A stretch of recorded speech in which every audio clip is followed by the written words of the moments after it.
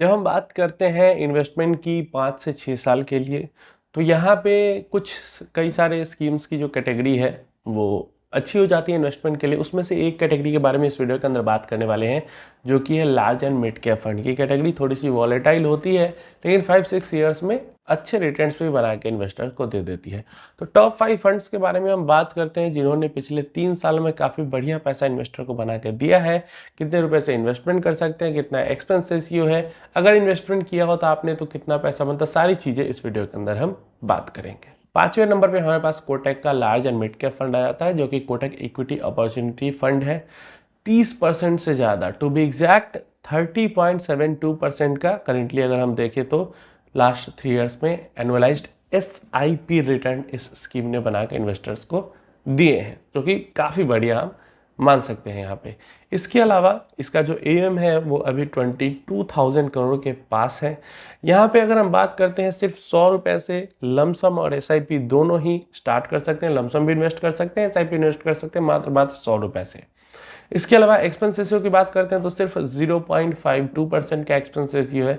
Currently 66 stocks के अंदर इसकी इन्वेस्टमेंट है, तो डाइवर्सिफाइड फंड भी है, अच्छे से डाइवर्सिफाई किया हुआ है। टॉप होल्डिंग की बात करते हैं इसकी, टॉप स्टॉक्स की, तो यहाँ पे हमारे पास SBI, BEL, Maruti Suzuki, HDFC bank and Bharat forge, यहाँ पे टॉप 5 होल्डिंग इसकी निकल के आ जाती है। इसके अलावा अगर हम बात करते हैं, अगर 6,000 रुपये हर महीने इन्वेस्ट किया होता है इसके अंदर, तो 3 साल में कितने रुपए बन जाते? 3 साल में हमारा टोटल पैसा जो यहाँ पे बन जाता वो 3,35,093 रुपीज़ बन जाता। वहीं पे अगर 12,000 रुपीज़ की SIP स्टार्ट की होती तो हमारे पास 6,70,186 रुपीज़ बन जाते हैं। नंबर 4 पे हमारे पास है HDFC का large and mid cap fund. यहाँ पे अगर हम बात करते हैं तो 31.19% का रिटर्न है, SIP रिटर्न है पिछले 3 सालों में।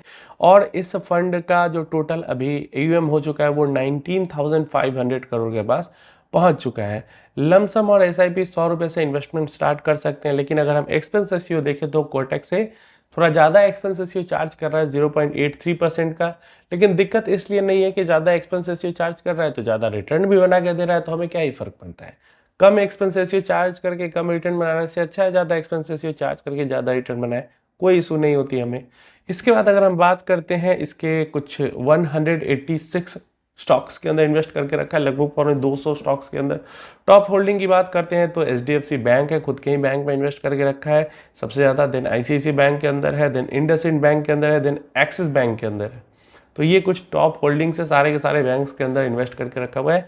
और टॉप मतलब काफ़ी सारा पैसा बैंक्स के अंदर इन्वेस्ट करके, फाइनेंशियल सेक्टर में इन्वेस्ट करके रखा हुआ है इसने। इसके अलावा अगर बात करते हैं 6,000 रुपये हर महीने SIP की होती इसके अंदर, तो 3,37,221 रुपीज़ बन जाते 3 साल में।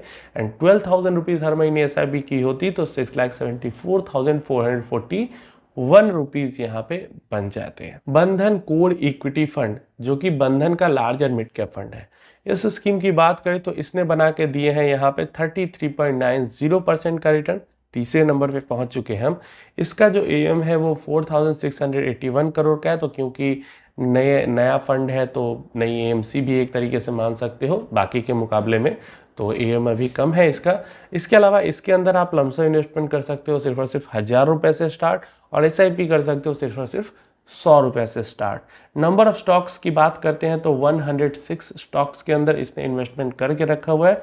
टॉप कुछ स्टॉक्स की बात करते हैं तो इसने भी बैंक के अंदर काफ़ी इन्वेस्ट किया है। ICICI HDFC बैंक है जो कि टॉप होल्डिंग है इसकी। इसके अलावा रिलायंस, इन्फोसिस एंड L&T, तो अच्छे से सेक्टर वाइज भी इसने डाइवर्सिफाई करके रखा हुआ है। 0.74% का एक्सपेंस रेशियो है, तो कोई बहुत ज़्यादा एक्सपेंस रेशियो भी हम यहाँ पे नहीं कहेंगे। 6,000 रुपये हर महीने इन्वेस्ट किया होता है इसके अंदर, तो हमारे पास 3,49,474 रुपीज़ बन जाते हैं। और 12,000 रुपीज़ हर महीने इन्वेस्ट करते तो हमारे पास 6,98,948 रुपीज़ बन जाते। ऑलमोस्ट 7 लाख रुपीज़ बन जाते 3 साल में 12,000 रुपये की SIP से। अब आ जाते हैं Motilal Oswal large and mid cap fund पे, सेकंड नंबर पे हमारे पास। और यहाँ पे इसका जो रिटर्न है वो 34.09% का है। टोटल AUM 4,293 करोड़ पहुँच चुका है। इसके बाद यहाँ पे अगर देखें तो 500 रुपये से SIP लमसम दोनों ही कर सकते हैं, SIP भी स्टार्ट कर सकते हैं, लमसम भी कर सकते हैं इस स्कीम के अंदर में। इसके अलावा इसका जो एक्सपेंस रेशियो है वो 0.48% का है बस, तो बहुत बढ़िया रिटर्न और बहुत कम एक्सपेंस रेशियो, एकदम ग्रेट कॉम्बिनेशन हमें यहाँ पे देखने को मिल रहा है। इसके बाद अगर बात करते हैं स्टॉक्स की, तो काफ़ी फोकस्ड पोर्टफोलियो बनाया हुआ है। मोतीलाल ओसवाल के जो फंड्स है वो काफ़ी फोकस्ड पोर्टफोलियो अपना मैनेज करते हैं। तो सिर्फ 29 स्टॉक्स के अंदर इन्वेस्टमेंट है और Zomato, Prestige, Trent and Kalyan jewellers इनके मेन स्टॉक्स हैं। तो large and mid cap fund है, लेकिन काफ़ी जो एक्सपोजर है इसका मिड स्मॉल की तरफ ही है, लार्ज की तरफ टॉप होल्डिंग कम है इसकी, तो इसी कारण रिटर्न भी ज़्यादा दे रही है। अब देखो यहाँ पे इस स्कीम के अंदर थोड़ी सी दो धारी तलवार है, जो कि मैं आपको बता देता हूँ कि यहाँ पे ये स्कीम लार्ज कैप पे कम, मिड कैप पे ज़्यादा फोकस कर रही है और प्लस काफ़ी ज़्यादा कम स्टॉक्स के अंदर में, मतलब काफ़ी कॉन्सेंट्रेटेड पोर्टफोलियो बनाया है। तो ऐसे सिनेरियो में आपको एवरेज रिटर्न नहीं मिलते हैं। ऐसे सिनेरियो में या तो आपको बहुत तगड़े रिटर्न मिलते हैं, जैसे अभी ये तगड़ा रिटर्न बना के दे रहा है, और या तो फिर बहुत खराब रिटर्न बनते हैं। जब बुरा हालात आएगा तो इसका रिटर्न बहुत खराब हो जाएगा। ऐसा नहीं है कि एवरेज एवरेज चलता रहेगा, फंड वॉलेटाइल भी ये बहुत होगा, या तो बहुत तगड़ा रिटर्न देगा या तो नीचे बहुत गिरेगा। एवरेज टाइप से ये नहीं चलेगा, क्योंकि कॉन्सेंट्रेटेड पोर्टफोलियो में यही होता है। प्लस जहाँ पे मिड स्मॉल की तरफ ज़्यादा फोकस किया जाए, लार्ज की तरफ कम फोकस किया जाए, तो ये चीज़ ध्यान रखना। हाँ, ये जरूर है कि रिटर्न्स अच्छे हैं, साथ में एक्सपेंसेस इसका काफ़ी कम है। 6,000 रुपये हर महीने इन्वेस्ट अगर करते हैं तो 3,50,358 रुपीज़ हमारे बन जाते, और 12,000 रुपीज़ हर महीने इन्वेस्ट करते तो 7,716 रुपीज़ हमारे बन जाते। नंबर पे जो हमारे पास फंड है, आपने श्योरली गेस कर लिया होगा, क्वांट का large and mid cap fund है, जिसने 38.64% का भयंकर SIP रिटर्न दिया है पिछले 3 सालों में, और लगभग 3,000 करोड़ का अभी AUM है इनका। और 5,000 रुपये से लमसम कर सकते हो इन्वेस्ट, 1,000 रुपये से SIP कर सकते हो इन्वेस्टमेंट, और शुरुआत भी SIP कर सकते हो 1,000 रुपये से। यहाँ पे जो इसके एक्सपेंस रेशियो है 0.66% का है, न बहुत ज़्यादा हाई। टॉप 5 की अगर बात करते हैं तो न बहुत ज़्यादा हाई न बहुत ज़्यादा कम, मिडिल में है एकदम। और स्टॉक्स की बात करते हैं तो इसने भी पोर्टफोलियो थोड़ा सा फोकस्ड बना के रखा है, 31 स्टॉक्स के अंदर इन्वेस्टमेंट करके रखी हुई है। जो कि टॉप स्टॉक्स की बात करते हैं तो रिलायंस है, यहाँ पे भेल है, BHEL है, अदानी पावर है and Jio financial main stocks हैं। 6,000 रुपये हर महीने इन्वेस्ट करते हैं तो लगभग 3,71,637 रुपीज़ बन जाते हैं, और 12,000 रुपये हर महीने इन्वेस्ट करते हैं तो 7,43,273 रुपीज़ बन जाते हैं। देखो, अगर इन 5 फंड को देखते हो तो इतनी सी छोटी सी जानकारी से ही हमें समझ में आ जाता है कि यहाँ पे मोतीलाल और क्वांट, ये दोनों जो फंड है ये काफ़ी अपना पोर्टफोलियो कॉन्सेंट्रेटेड यहाँ पे रख रहे हैं।